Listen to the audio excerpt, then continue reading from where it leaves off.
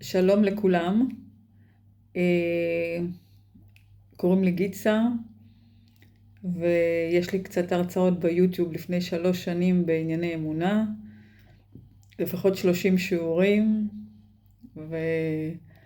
ומזמן הפסקתי אותם, אבל הייתי עסוקה כל הזמן בכתיבה, ואז היו לי מספר ספרים בודדים, וברוך השם, הקדוש ברוך הוא זיכה אותי בהרבה יותר ספרים. לסדרה קוראים מלך מלכי המלכים, ויש לי 8 חלקים: מלך מלכי המלכים א', מלך מלכי המלכים ב', ג', ד', ה', ו', ז', ח', ובעזרת השם, בעזרת השם, היד עוד נטויה. אז כל פעם שדיברתי עליהם, רציתי שזה יתפרסם, ופחות בשביל עצמי, כי אני עם הספרים, בסך הכל אני התחזקתי הכי הרבה, אבל קראו את זה המון אנשים נוספים שמכירים אותי, והגיעו עד להתרגשויות עצומות, עד לידי בכי ושמחה עצומה, ושאלו אותי אין ספור פעמים, למה את לא עושה עם זה משהו? אז עכשיו אני מעבירה את המצלמה לספרים, ואני מראה אותם אחד אחד, בשמחה רבה כמובן. אז הנה, זה חלק א', זה חלק ב',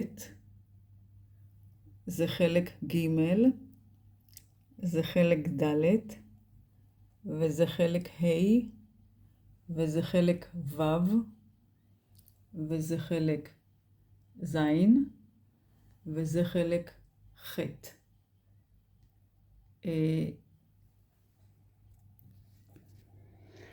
ניתן להשיג את הספרים באתר בוקפוד. זה חנות ספרים שמדפיסים, כאילו מזמינים לפי ספר אחד. בן אדם רוצה להזמין, זה bookpod.co.il, ואז מזמינים לו ספר אחד. האמת שאני מאוד מאוד מתרגשת, ואני נותנת הרצאות, ואני נותנת הרצאות עם מוזיקה, ויש לי קטע שאני שמחה להרגיע אנשים, שמחה לשמח אנשים, ולפעמים אנחנו עושים הפרשת חלה, ופעם זה עם גיטרה, ופעם זה עם פסנתר, ופעם עם זה חליל, ופעם עם זה כינור, ופעם זה מפוחית, ועכשיו ברוך השם יש לי חליל אינדיאני פה, ופעם זה אקורדיון, וחסר לנו שמחה. חסר לנו שמחה בלב, וחסר לנו אחדות. אז הספר השמיני הוא הפצצה המטאורית שהולכת להיות הדבר הבא, ואני מציעה לכולם להזמין את הספר, להמליץ על הספר, להביא את זה בתור מתנה, כי אין שם יותר מדי בספר השמיני, חוץ מלהלל ולשבח את מלך מלכי המלכים, בכל הצורות הפשוטות האפשרויות, ושכולנו פשוט, כולנו קסם אחד עם ישראל, וכולנו צריכים להיות ביחד. אנחנו ביחד, אבל כנראה לא מספיק. אנחנו גם מתפללים, אבל כנראה לא מספיק. כל הספרים הם, כל אחד מיוחד בפני עצמו, הוא חלק בפני עצמו, אבל כמו שהכותרת שלו זה מלך מלכי המלכים, אז הכל הוא אותו כיוון. הכוונה היא רק אמונה, אמונה ואמונה.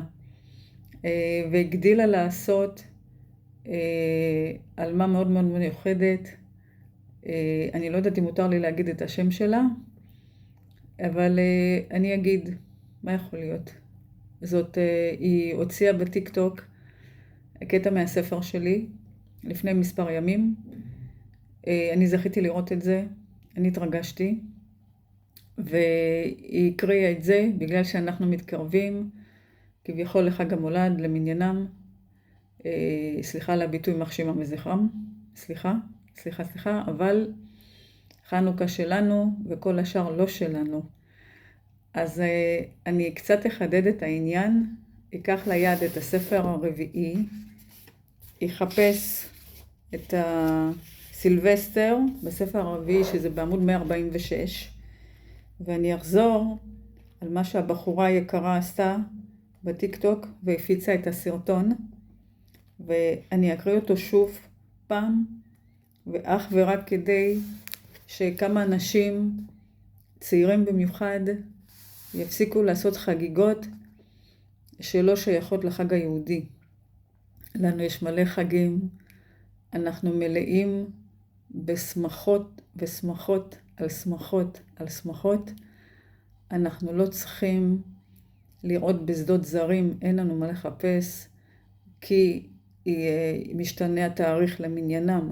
משתנה התאריך למניינם, אנחנו חייבים לפעול לפי התאריך הלועזי, נכון, אבל כל זה הולך ומטשטש ומטשטש, והיהדות צוברת כוח וכוח וכוח, ואין אדם שלא שמח בפנים ויודע, הנה עכשיו הקדוש ברוך הוא מופיע, הוא בפתח משיח. אז בעמוד 46 בספר הרביעי, סילבסטר, אני כותבת ככה: אני לא נוטה להעתיק דברים משום מקום, אלא ללמוד ולכתוב את הדברים בדרך שלי המקורית. ימים אלה שבהם אני כותבת שורות אלה, הם זמן מועט לפני יום השנה האזרחית למניינם. וקשה לי מאוד באופן אישי לראות בחוץ בחנויות, ולצערי הרב, לא רק בחנות אחת, כל מיני קישוטים לחג המולד בארץ הקודש. זה בהחלט לא החג שלנו היהודים. אין לנו מה לחגוג יום זה, אין מה להתהדר עבורו, אין מה לאחל לאחרים שנה אזרחית טובה. אל לנו לרכוב על העניין ולעשות סיבה למסיבה. בורא עולם בוחן אותנו כל הזמן ולא אוהב את זה בלשון המעטה. אנחנו עם קדוש. אנחנו עם נבדל. זכינו לגור בארץ הקודש. האם זה מה שאבות אבותינו ציפו לו כאשר בשנים עברו כל כך כמהו לארץ הקודש? הם בוודאי מתהפכים בקברם מעצב, ואנחנו דור שזכה לחיות בארץ הקודש. מחכים את גויי הארצות ואחר כך מתפללים, ברוך שהבדלנו מן הטועים, או ברוך שלא עשני גוי. אז כדי לזעזע קצת את עצמנו ולהתנתק מהסביבה הזרה, שמחלחלת במיוחד לארץ הקודש, במקרה חריג זה מודה אני שהעתקתי במלואו את הקטע הבא, אשר קיבלתי בוואטסאפ בטלפון מחברה יקרה, יהודיה כשרה למהדרין, מרים בן שטרית, היקרה לי מפז. אשרייך ותודה רבה לך, והכל כדי להציל כמה שיותר נפשות מישראל מאבדון בימים טרופים אלה. אור התורה מציג: רגע לפני שאתה הולך לחגוג את סילבסטר, פתחנו בשבילך את ספרי ההיסטוריה. סילבסטר היה אפיפיור נוצרי שרצח בעינויים קשים מאוד אלפי יהודים. ביום הזה הנוצרים יצאו לחגוג והיו מבצעים פוגרומים קשים ביהודים ביותר, ומענים ורוצחים אותם. הם שרפו את אבותינו בשמן רותח. הם היו שמים יהודים בתוך חביות עם מסמרים ומגלגלים את החביות מראש ההר. הם היו שמים את היהודים על פחים חמים, והיהודים היו קופצים עד שהם היו נשרפים. הם קראו לזה התנורים המרקדים, ואף שרפו הרבה בתי כנסיות של יהודים. אם לחג הזה היו קוראים היטלר במקום סילבסטר, היית חוגג? שתפו, שכל עם ישראל ידע את הפרצוף האמיתי של סילבסטר. מזעזע, לעצור לרגע, לחשוב, לא להיסחף עם הזרם החברתי. ביהדות יש מספיק חגים מיוחדים אך ורק לנו, לעם הקדוש, לעם הנבחר. אל לנו להוסיף ואל לנו לגרוע, ושאף אחד לא יבלבל לנו את המוח. אז אנשים לא כל כך אוהבים יותר מדי סרטונים ארוכים, הם אוהבים מאוד מאוד סרטונים קצרצרים, כי אין לנו היום כל כך הרבה סבלנות לאף אחד ולשום דבר. אבל אנחנו צריכים לחדש את הסבלנות שלנו כלפי הקדוש ברוך הוא. אנחנו רוצים שהקדוש ברוך הוא יעשה לנו טוב, אז אנחנו חייבים להחזיר לו בטוב, אבל לפני. הספר השמיני שיצא בחג חנוכה ועשה לי נס רציני, אז שווה לרכוש אותו בבוקפוד.co.il, כי שם זה בא ישירות, כל הספר מגיעים ישר ללב, כל הספרים. אבל הספר השמיני זה כאילו אמונה על אמונה על אמונה על אמונה שזכיתי. ומה בסוף באמונה, בסוף בספר בשמיני אני כותבת הכל על הקדוש ברוך הוא. זאת אומרת, אני מפרגנת לו ללא סוף, אבל בשם כל עם ישראל. כי כל עם ישראל אוהב את הקדוש ברוך הוא, ויודע שהוא שייך רק לנו, ואנחנו הכתר שבכל העולם, כי אנחנו העם שלו.